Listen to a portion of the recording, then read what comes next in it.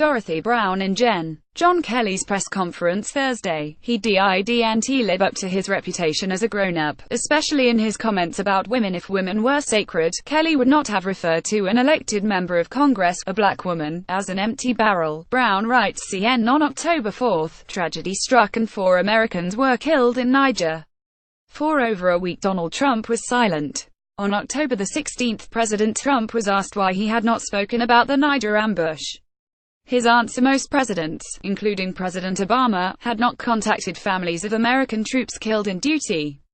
He said, however, that he planned to make calls. When reporters followed up, President Trump conceded that President Obama probably did make calls sometimes. Trump said he was merely repeating what he had been told and that he relies on his generals.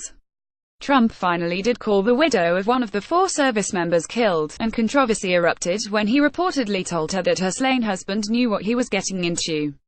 But the real guilty party here is not President Trump, for or insensitivity, but White House Chief of Staff John Kelly. Kelly, whose son, Robert, died in Afghanistan in 2010, was thrust into the spotlight on this issue by his boss, and appeared in the White House briefing room on Thursday afternoon.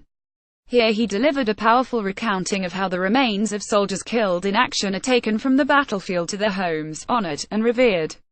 As stirring and emotional as these early remarks from the Chief of Staff were, what followed in the press conference revealed something else about Kelly. He is a Make America Great Again kind of guy. Some background: many found hope when Kelly was appointed as White House Chief of Staff. They said a grown-up was now in the White House.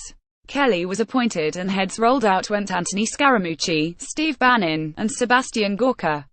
Kelly was photographed hanging his head when, during a Q&A with reporters, President Trump was unable to condemn the Nazis and white supremacists marching in Charlottesville, while describing violence on many sides. In Kelly's press conference Thursday, he didn't live up to his reputation as a grown-up. He said, President Obama did not call my family, though he made it clear he wasn't criticizing Obama. He appeared to jump from his personal experience into the conclusion that President Obama must not have called any families. The White House Chief of Staff did not do his homework. President Obama not only made of calls but he often consoled family members in real time. Whatever a Chief of Staff is supposed to do, he is supposed to get the facts right before advising the president or speaking to the press. He also talked wistfully about how women were sacred in his youth and he seemed to long for those times. Kelly was born in 1950, so his youth wasn't particularly the best time for women or people of color in the U.S. Also, women have never been treated like we were sacred.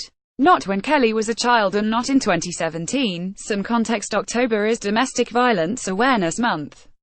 It was not created because once upon a time women were sacred, but now we need a month dedicated to domestic violence awareness because somehow we lost our way. Marital rape was not even a crime until 1979 and at the time was still not a crime in every state. Women are not sacred today.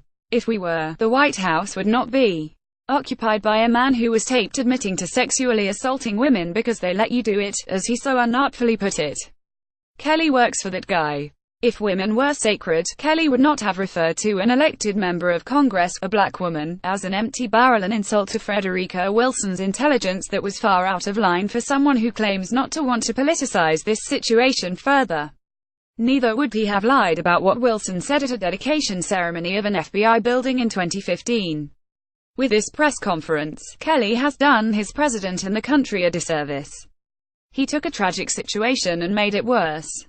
He owes his boss and the country an apology.